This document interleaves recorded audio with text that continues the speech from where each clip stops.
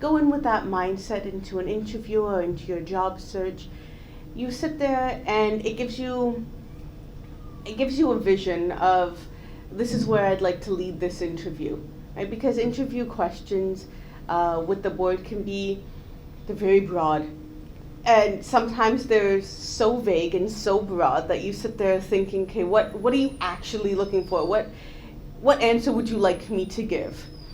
And if you have a passion that's kind of grounding you, it'll give you, I guess, a pathway or a blueprint for where you'd like to go with those answers.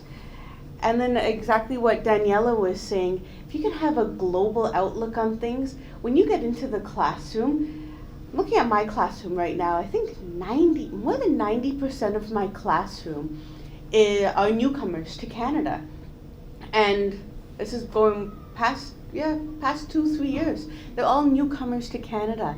And so being able to have that global outlook gives you, I guess, you can see the world through that child's eyes, that coming to a new country, not knowing people, not knowing the language, not knowing the culture, and being able to say, okay, I can kind of take myself out of where I am in my place of privilege as the teacher and as the one who's had this education, out of this place of privilege, and put myself in that child's position and say, okay, this is where the child is coming from, and the parents and the family is coming from, that influence what that child is saying. And without that global outlook, we can become very pigeonholed in our view of education and what education is supposed to be. It's something that really brought me into this program in the first place, and it was something that was kind of in my heart to do for a long time, was to teach.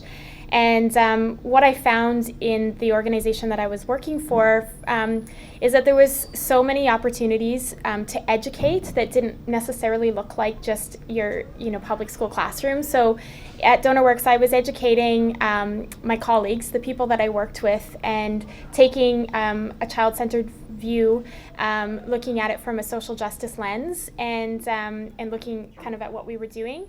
I was also educating the people that I worked with at the charities, and kind of challenging the perspectives that they were taking and their approach to advocacy, as well as the education that I was advocating on behalf of for the children that were ultimately getting the help and support. So one of the things about the organizations that we worked with is that they weren't just providing handouts, they were actually providing a change of life for these families and communities that we were advocating for.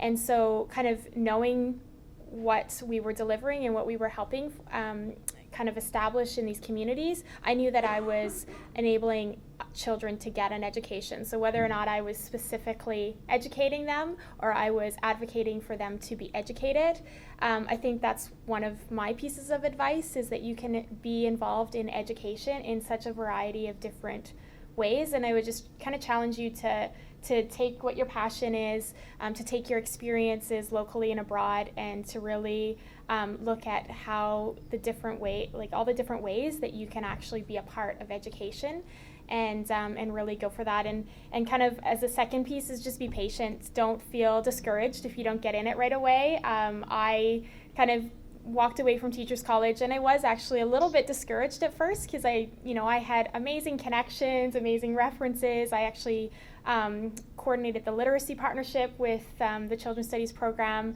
here, and so I had connections with the local schools, and I didn't get in right away, and so I was just patient. I took what I could from DonorWorks and the experience there. I learned so much that helped me actually in the interview process, and coming in and being able to really know what my passion was, know what I was able to bring and provide, and how it could be an asset to the school board. And so be patient. Explore yourself, explore your interests, but also explore things that you're possibly worried about or nervous about, because I found that being able to not only go abroad and experience things like Dubai and present in a place where I knew nothing about, and walked in there speaking about a topic that was almost very touch and go, like you don't talk about children's rights. So being able to do things that almost put me in an uncomfortable position gave me the ability to then further understand myself more and where I wanted to be, and understand that passion that Renee was talking about. but it also gave me the opportunity to explore the world, explore what was out there. So that would be a big piece of advice for me, is explore your options that are out there, especially globally and internationally, as well as locally. Get out there and volunteer so that you can actually experience these things and say, yeah, maybe this isn't what I was anticipating it was going to be like. Volunteer in a classroom other than a placement to see what that experience is like, just to say, do I really want to be in this classroom, or do I want to do something behind the scenes in admin, or do I want to work for a non-for-profit?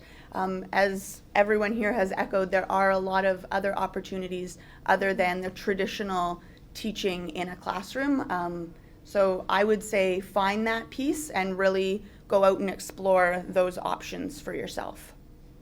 My time in the Children's Studies program, and really such an in-depth look at children's studies, that was probably one of the first times I really started to question what this idea of rights looks like internationally for children. And I remember that moment very clearly.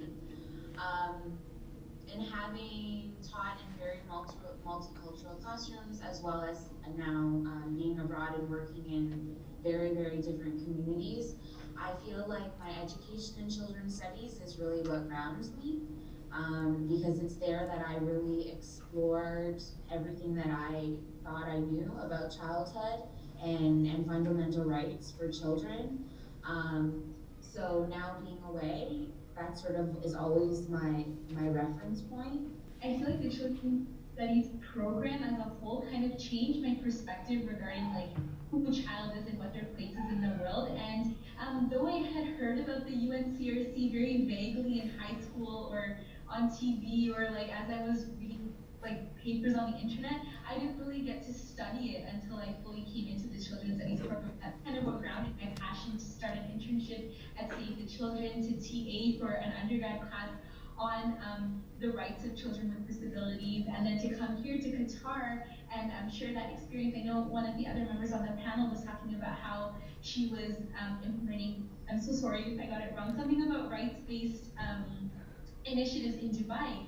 And so I wanted to start something like that here in Qatar at the school that I was in, but to be very honest, it was kind of flat out denied, and that's maybe because of a cultural thing. Rights are not talked about here. It's a very different atmosphere, but it doesn't discourage me. It just reminds me about all of the things I learned in children's studies and how I'm simply a guest, and I'm not there to impose my beliefs, but I'm just there to learn. And though I'm teaching here, I feel like I'm learning more from the students than I am actually teaching. And I think that's great. So the Children's Studies program for me really brought forward the UNCRC. Coming forward, I had no idea. Came in with extremely minute knowledge of this document, and this document has literally now carried me through my post-education as well as all of my career thus far. So I find that because of that ability to understand this document, but also then work forward from it and take it apart and figure out where are we within Canada with the UNCRC, or comparing it to other parts of the world and talking about education based on the UNCRC was probably the biggest piece of this program for myself. But then being able to go back to some of the relationships that we formed. So I think that's another key piece of it for me, is that I'm still in contact with a few of our professors that I had in this program, and because of those professors, I've been able to network through, but also come back to those roots and still be able to have those discussions while I was writing my thesis, and while I'm in the middle of planning for Sparks or planning for other assignments, I'm able to use those connections to really still understand where I started and then where I can go forward with. So moving away, I'd say the two takeaways from this program are definitely the professor connections that I made, as well as that information from the UNCRC. I do think that the Children's Studies program did provide a lens for which I kind of view my work, view children, view the different kind of involvement that I have, both in the charitable organization and now within teaching as well.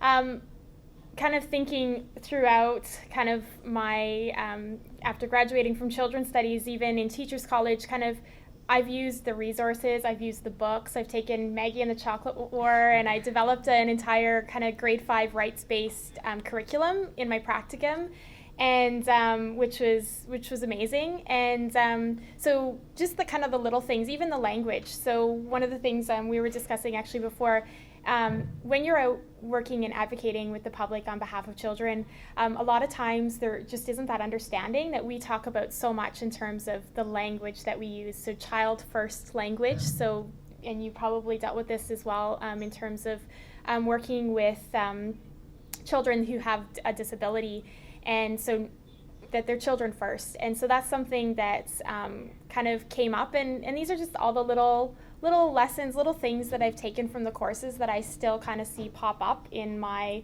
career and in my conversations. And yeah, it's all credited back to children's studies. Going through education with the concurrent program in children's studies, there's real cognitive dissonance that happens. it kind of boggles your mind sometimes that you'll sit in a classroom and we'll learn about the UNCRC and the rights of the child and agency, and then you'll go into education and we're talking about teaching children and this kind of top-down funnel effect of knowledge, right? And it's slowly now, I've seen in the past, I want to say maybe year, maybe 2 years, slowly coming around in all the school boards of this idea of social justice. Mm-hmm. And social justice is now becoming very big in the boards.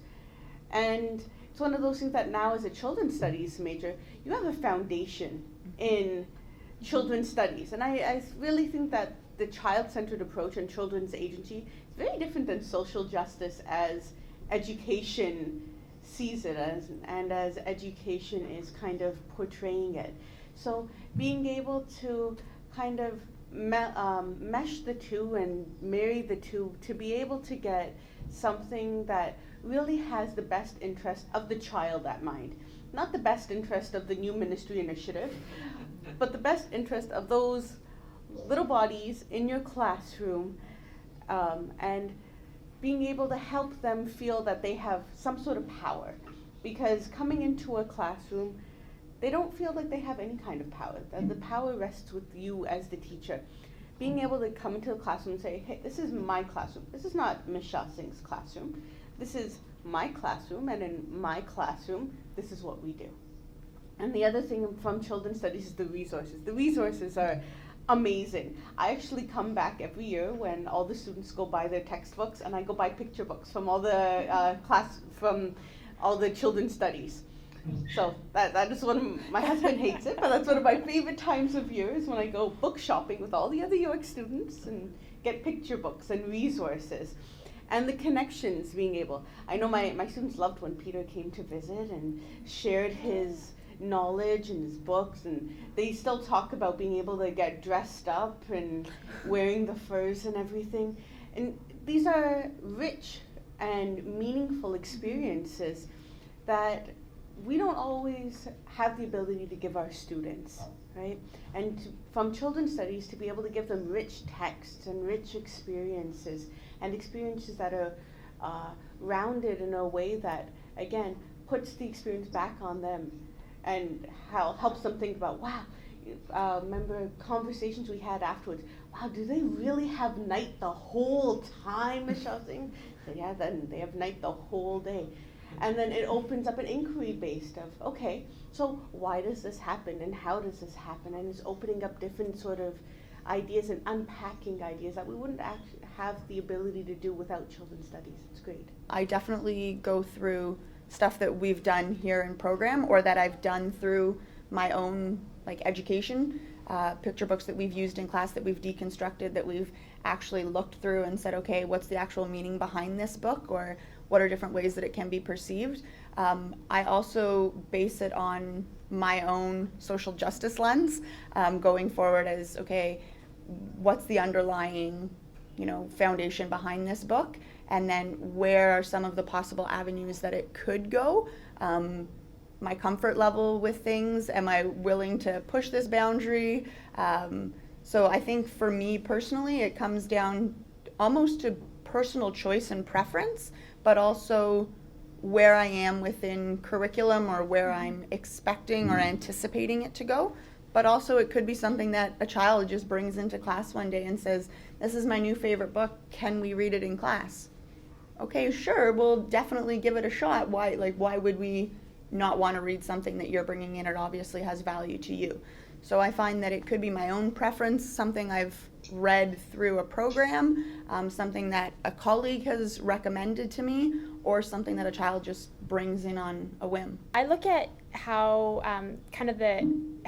its ability to bring about conversation in the class, so following reading, and hopefully it's also something that's going to kind of hit off on a bunch of different topics. So for example, the Maggie and the Chocolate War, you could go with kind of a rights discussion, UNCRC with that. You could have a social studies, math discussions. We even cooked the soup that they were talking about in there. Like, there's so many different things that you can do with that book in the classroom, and that the children are going to be really engaged with it, but it's also teaching them something kind of more than just reading and yeah. I think it's important for books to have a meaning, right? Mm-hmm. Have a purpose.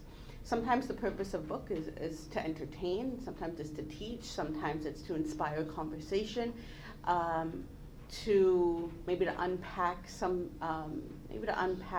that's not very comfortable, so to breach a topic.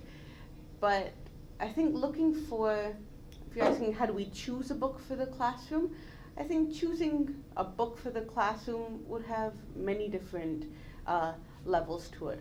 But at the end of the day, is it something that the students will benefit from, right? Mm-hmm. And that's not me saying as a teacher, are you going to benefit from it? It's also the student saying, okay, we have an interest in this. We think we will benefit from this. And also with yourself being an author, being able for students to make that connection. We just had Michael Wade come in, I think last week, to speak to the students, and they loved him. Yeah. Absolutely loved him. Because one, they were able to make the connection of, wow, I read your book, and now here you are standing and talking to me about your book.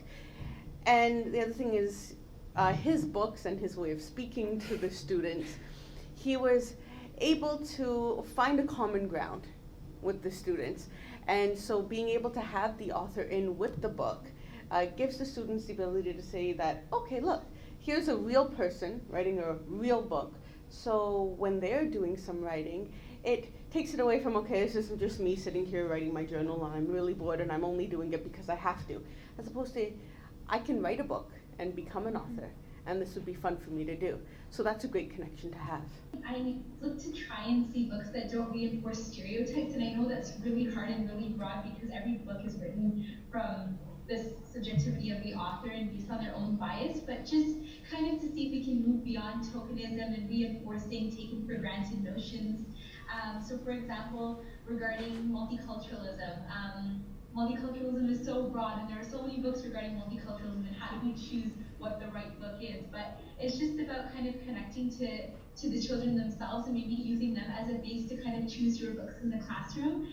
When we're talking about children with special needs, for example, rather than choosing a book which kind of represents the child with special needs in a victimized or sympathetic manner, maybe choosing books that would see them as empowered individuals and beings in their own right. And then just choosing books which kind of facilitate different social variables with regards to class, race, age, gender, geographical location, and kind of complicating that narrative and recognizing that our kind of job is to facilitate spaces where children can add another layer to their already growing minds and just to see an alternative perspective through the lens of a picture book. One is that there's a personal connection that's made in some way, even though not every child is going to connect to a text that's selected, that you draw out those questions and have those conversations where some of the students connect as much as possible. Two, you're also connecting it to some sort of learning lesson, whether it's in terms of character education, children's education, or maybe more of a specific curriculum expectation. But thirdly, always using a text or read aloud as a possibility of thinking critically. What's the author's intended message? Why were the illustrations created this way? I think really asking asking those critical questions about production of a text is very important with children, just because they see a book as something other than something that can be read to them, something that they can create, similar to what Renee was saying, I believe. But also just to always have that critical mind. Cognitively, they're always thinking, well, how does this text apply to everyone? Are there stereotypes? I relate back to taking a concept of children's rights and presenting in Dubai. That would be my most extreme case of that there itself. So before I went, I tried to do a bit of cultural understanding as to what I was walking into and where the stance was going to be on children's rights, but then also understood it as I wasn't going to change anything. That was not my intended purpose of going there by any means. And I don't think it's ever my intended purpose of anything that I do is I don't go to change a person or to change an outlook. I go to create awareness. And I find that being a big part of it. So your own frame of thought going into something, I find really impacts the outcome of what you're anticipating.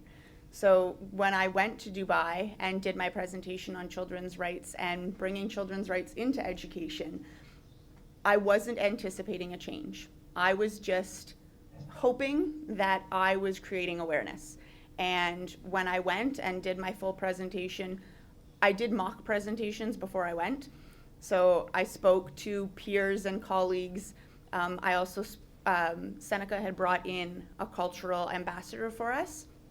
And I got to have that conversation with them before going to make sure that I wasn't being culturally disrespectful and that I wasn't understanding things before I went and did this. So being there, having this discussion, having women and girls there from their International Women's College, and them standing up at the end of my presentation and asking a question for me was probably the biggest awareness piece that I could have asked for. Because speaking to them personally after, they specifically told me they don't ask questions, they don't challenge things. These specific girls, not generalization, specific. And I said to them, and I appreciate the fact that you felt that you had a voice. That was my biggest take back that I could have asked for. So I think going into something, understanding why you're doing it. So making sure that, yes, okay, here's this amazing program of children's studies and all these phenomenal things that we've learned on children's rights, and then society and society's expectations, and mishmashing the two of them together, but going in with your own anticipations. So knowing I'm not going in to change other people, I'm going in to create awareness, or I'm going in for that small little impact that's going to turn into something so much bigger. For me personally, that's how I look at mishmashing the two of them up together, and then my personal experience of going to Dubai and having those conversations about children's rights. I feel like I started that process of kind of combining them in my undergrad, doing both psychology and children's studies, right? So you've got the social science and humanities. And I think I had those questions while I was in my undergrad of like, okay, so, you know, you've got one approach over here and another approach over here. How do I bring those together and make sense of it and make use of that knowledge that I was obtaining in both programs? And I think what I had come to the understanding is that I'm learning a lot of theories, a lot of perspectives, and, you know, even within one program, you can read two different articles that don't agree with one another. And you really have to take that and say, okay, so what does this mean for me, and and how does this impact what I think, what I believe, my perspective, how I act, what I do, and then kind of go out from there. And you know, knowing that not everyone's going to see it the same way that you do, and respecting those different perspectives, and being able to do what you can to bring awareness, to impact. In kind of the small ways and the big ways, and you may be surprised with, you know, where that could take you, but just understanding that, yeah, it's one perspective and one theory, and respecting that there are other ones as well. It's about creating awareness. I think the biggest example I can give you is, so every year Usually around the second or third week of school, once everyone kind of gets to know each other, you're comfortable with each other. We read the UN Rights of the Child, the book, right? The UN Convention of the Rights of the Child with a pretty painted picture on the front. So that is a staple in my classroom every single year. And it's funny, as you go through and you read this book with the children, just the looks on their faces of, I have rights, right? That's what resonates with me every year. And every year, without fail, you have these hands going up of saying, is this real? Like, is this just a picture book? Is it just a story? Or is this real? Do I actually have these rights? And sometimes it's like it goes with saying, creating those awareness, but creating that awareness with children. Because children can be the biggest advocates of their own rights. But they can't advocate for their own rights if they don't even know they have them, right?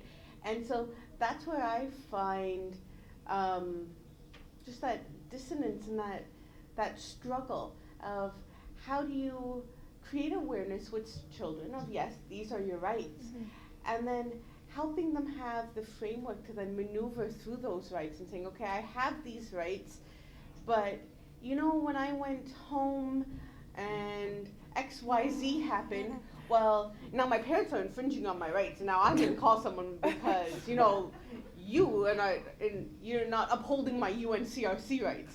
And then you have parents calling you and saying, whoa, what's happening in your classroom?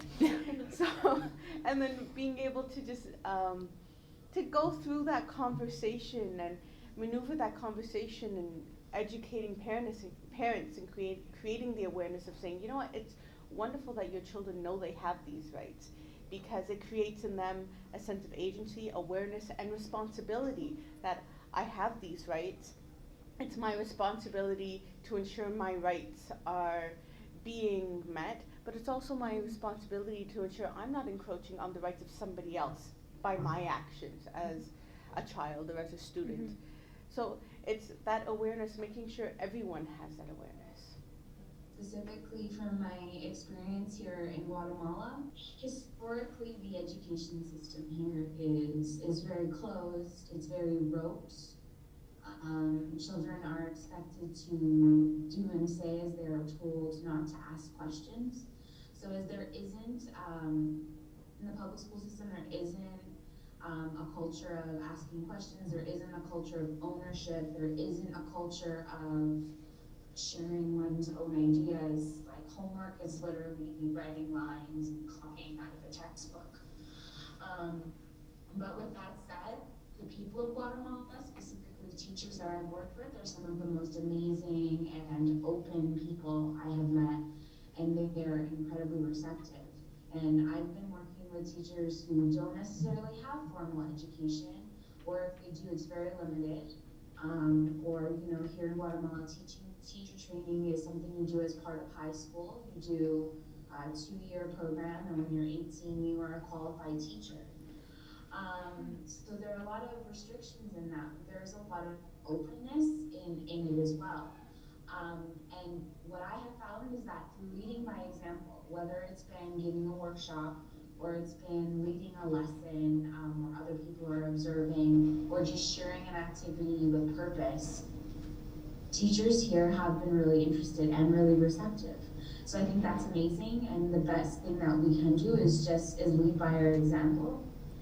And the other thing I want to mention is that I think something that's really important for children all over the world, but especially in Toronto and Canada, is for children to really understand why education is important.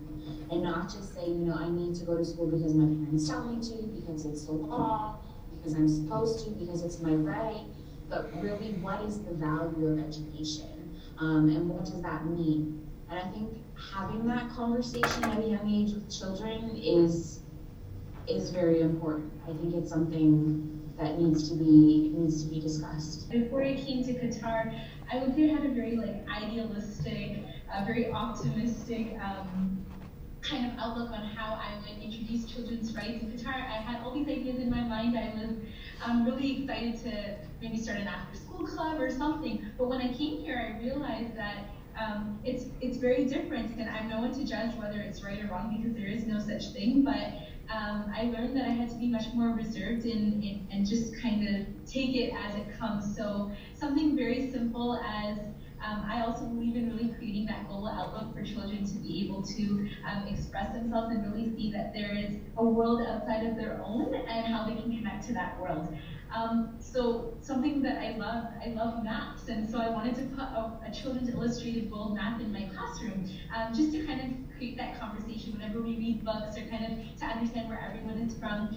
But I was told I wasn't allowed to put up the world map in the classroom because they didn't want Israel to be shown on the map, and that was a very like I didn't know what to say about it because I had to respect what the school wanted, but then I was a little bit disheartened because I was like, oh no, how am I gonna something so simple became a really big issue. So I was like, okay. So in some ways, I try to introduce a global outlook through my books, through little conversations, community circles, things like that, and try to bring in that aspect. But it makes you think that I didn't come here with the intention to impose my beliefs, but then I also kind of wanted to create that open atmosphere. But it's a little bit difficult and challenging. But I'm learning every day, and I'm learning from the kids and from the Arabic teachers, the Arabic staff. So it's interesting to see that unison between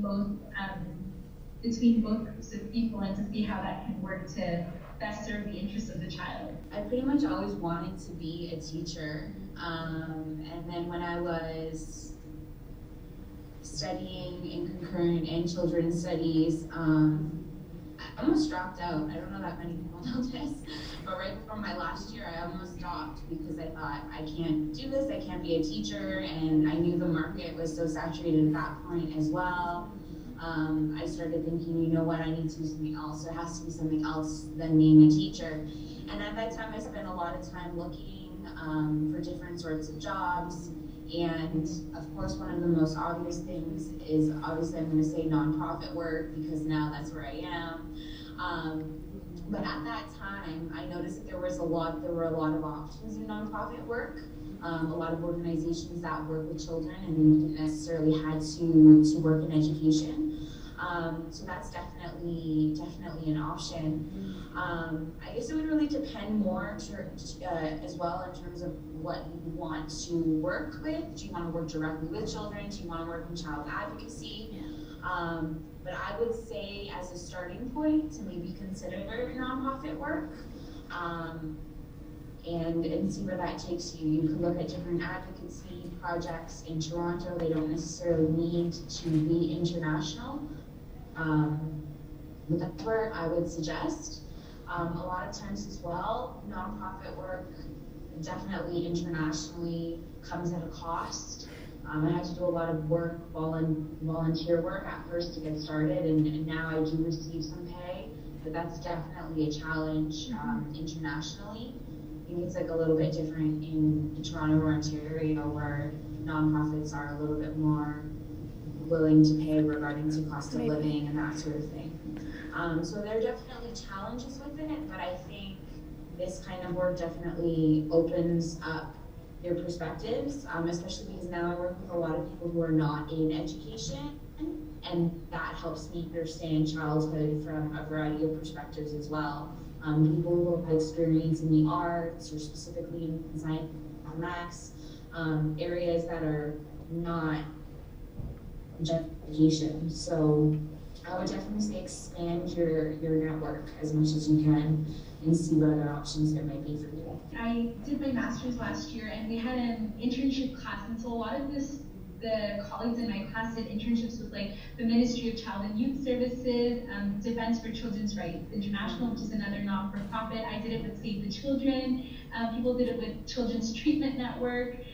So there's so many different options, again, whether you want to be frontline or behind the scenes. And I would say just kind of keep searching online, like look at all the child-centered organizations that you may even remotely be interested in, even like Children's Aid and stuff. I know that there might be some additional qualifications that may be required, but I would definitely check it out. And I guess what I can say is even if someone is not hiring for an internship or for a volunteer position, I would say still send your cover letter and resume out, because when I was applying for the internship with Save the Children, they said they weren't taking any interns at the time, but I just sent it out and it happened. So I would say don't get discouraged by the fact that there aren't any postings per se. Still try it. Make sure, figure out if you want to be with children or work for children, right?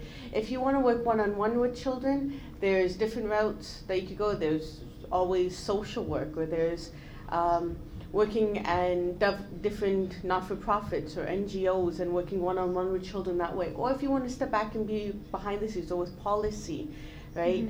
There's policy, there's advocacy in many different ways, right? There's advocacy through ministry, there's advocacy through law, there's advocacy through so many different ways, right? But first deciding whether you want to work with children one-on-one or you want to be behind the scenes. That's a big decision to make, and that'll kind of frame and narrow down what you're looking at. Because if you're looking at everything, it's kind of overwhelming sometimes to narrow it down and say, okay, I want to go from here to here to here to here. Once you start narrowing things down, it'll kind of guide you in the right direction. Explore your connections. Explore, what is it that you're interested in? Are you interested in art or music in addition to kind of children's rights and the children's studies? And really explore all of those connections and opportunities you have to network. And I think that it'll start to kind of piece together, and it may not, you may not be able to just say like, okay, pinpoint, this is what I'm going to go and do. But each little step will be a connection that you make, and volunteer experience, maybe going on a trip or volunteering at a local community center. You never know what that could end up leading into. And just kind of taking what those interests are and what your passion is, and that'll kind of help direct you. And don't be afraid as well. Like one of the things that I kind of always looked at is I wanted to figure out, okay, what is it that I'm really passionate about and interested in? And if there isn't a job out there that actually exists, then don't be afraid to say, okay, well, maybe I'll be able to make one for myself. Maybe I'll be able to find a job, and it may not happen overnight, but really know yourself and know where you're heading, and then it'll work out and it'll come together. I did a whole lot of thinking, why did I come here in the first place, right? So really understanding what brought me here and then going forward from that. So what brought me here initially was being able to advocate for a voice for children. So moving forward, I went to Seneca and I went and did the Bachelor of Child Development program there, which is foundation of their development, literally through the steps. And I thought if I was going to be a teacher, I wanted to be able to have this understanding before going to pursue that. So got that understanding. While doing that, I also got to venture out and do a lot of different placements. So I got to do community placements. I got to work with the Food Network and understood that you can have children's rights in there because you need to understand developmentally what children need at a certain age and how you can advocate for that food or the awareness for their families to know what they need. So there are so many different job opportunities out there. It is infinite when it comes to it. So I think for myself at least, just understanding why I came here in the first place and what I really wanted to come out with helped me understand where do I want to go next. So if that wasn't teaching, where actually was that? And that's why I still do a lot of work with non-for-profit, with Free the Children. I don't do it in their office. I do it with our own little community group where we do go on trips and build schools in other countries and work with the communities. But I still have that non-for-profit in me because that's another big passion of mine. And so I'm trying to have a balance between the teaching aspect of it as well as that non-for-profit field that I have such a huge passion for. So I think, as everyone has said, really finding out yourself, what you're here for, what you want out of it, and then going forward with that. The Career Center has lots and lots of programming for both students and new grads, so up to 2 years after graduation. I don't know how many of the 300 are included in that. 130. Okay. So So the Career Center is here to help up to 2 years after graduation. We have career exploration workshops, so if you want to come to a workshop and explore some of your values and some of the things that are interesting to you. A lot of our panelists today were talking about knowing yourself and knowing, you know, why you came to this program in the first place and what you're passionate about. So the Career Center can help a lot with that. We've got workshops and one-on-one appointments.